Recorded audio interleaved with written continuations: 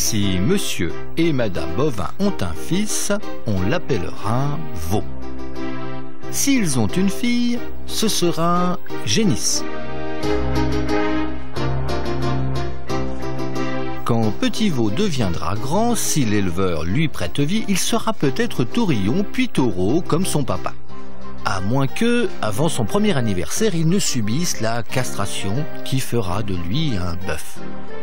Ce n'est pas lui qui choisira, son sort dépendra de la région où il est né, de la race de ses parents et de la demande du marché. Petite génisse, si elle vit assez longtemps, pourra porter le nom de vache comme sa maman dès qu'elle sera adulte et qu'elle aura eu à son tour un premier bébé bovin. Mais avant même qu'elle ne grandisse, on peut déjà savoir si elle sera laitière ou allaitante, c'est une question de race. En France, la famille bovin dépasse les 20 millions de membres. Intéressons-nous d'abord aux 8 300 000 vaches qui se répartissent en un peu plus de 4 millions de laitières et presque autant de vaches nourrices ou allaitantes.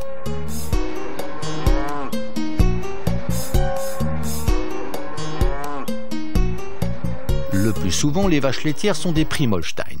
Elles peuvent aussi, mais c'est moins fréquent, être de race normande ou montbéliarde. Ces trois types regroupent 90% des laitières élevées en France.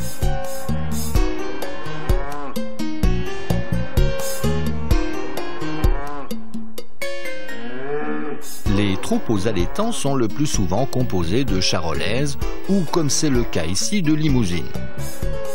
Certaines races peu répandues continuent à être élevées dans le but principal de maintenir la diversité du patrimoine génétique bovin.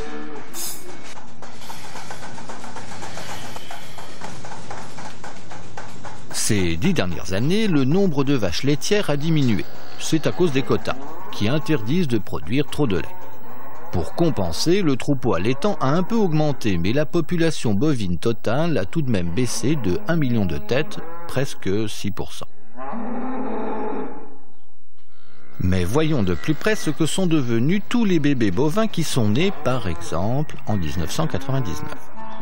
Ils étaient presque aussi nombreux que leurs mères, car 9 fois sur 10, les vaches ont un petit chaque année.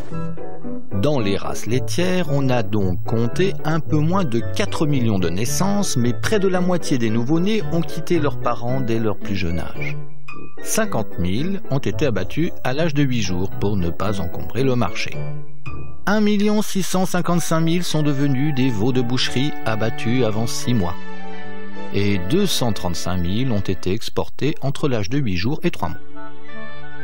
Dans l'autre moitié, 215 000 ont été transformés en bœufs et vivront probablement plus de 2 ans, tandis que 475 000 taurillons ont peu de chances de dépasser cet âge. 220 000 de leurs sœurs ont fini leur vie comme génisses, abattues avant d'avoir vélé, et 1 100 000 autres grandissent pour devenir des vaches.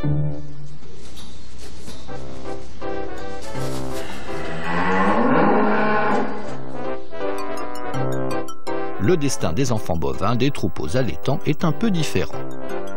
Ils étaient un peu plus de 3,5 millions en 1999. Et 990 000 femelles sont devenues des vaches, tandis que 470 000 ont disparu alors qu'elles n'étaient encore que des génisses. 60 000 de leurs frères sont devenus des taureaux de saillie pour 595 000 qui n'ont pas dépassé le stade du taurillon. 90 000 ont été transformés en bœufs et 1 175 000 ont été exportés sous l'appellation de broutards. 170 000 ont été abattus comme veaux de boucherie élevés sous la mer.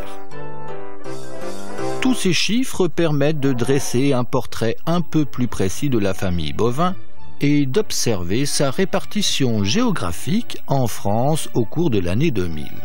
Reprenons l'addition pour bien vérifier. Nous avons donc 5 292 110 veaux, 4 375 097 vaches laitières, 4 233 040 vaches allaitantes, 241 639 taureaux et jeunes mâles, 2 335 043 génisses laitières, 1 864 440 génisses nourrices. Et 2 185 733 individus qui n'appartiennent pas aux catégories précédentes et qui sont principalement des bœufs. Le total est bien de 20 527 102 animaux dont on voit ici les régions de résidence. La famille se renouvelle rapidement, avec 7,5 millions de naissances par an et un peu plus de disparitions puisque la population totale tend à légèrement diminuer. Bien sûr, il est inutile de demander ce que deviennent tous ces bovins qui disparaissent à la fleur de l'âge. Ils servent de nourriture à leur principal prédateur, l'humain. 5 600 000 bovins sont partis à l'abattoir en 2000 pour entrer dans le circuit de la consommation. À partir de ce moment, on ne les compte plus en nombre de têtes, mais au poids. On s'aperçoit alors que la viande rouge, la viande de bovin adulte qui nous est proposée, est rarement celle d'un bœuf, malgré l'expression courante. À vrai dire, ce cas ne se présente qu'une fois sur 10. 14 autres fois sur 100, nous mangeons du jeune bovin mâle, taureau ou taurillon. Et plus de 3 fois sur 4, ce qui se trouve dans notre assiette et que nous appelons toujours du bœuf, est en réalité de la vache. Un dernier point, pour mieux comprendre le rapport entre le nombre de têtes de bétail et la quantité de viande produite. Chez un animal qui de son vivant pèse environ 740 kg, le poids de la carcasse après abattage sera de 400 kg, dont un peu moins de 300 kg de viande commercialisable, ce qui représente finalement 150 kg de viande à cuisson rapide et 119 kg de viande à cuisson lente. Le bipède carnivore que nous sommes peut donc considérer que 20% du poids de ce tranquille herbivore représente du beefsteak et que 16% permettront de préparer du pot-au-feu, du bourguignon ou de la daube selon les goûts et les régions. Bon appétit!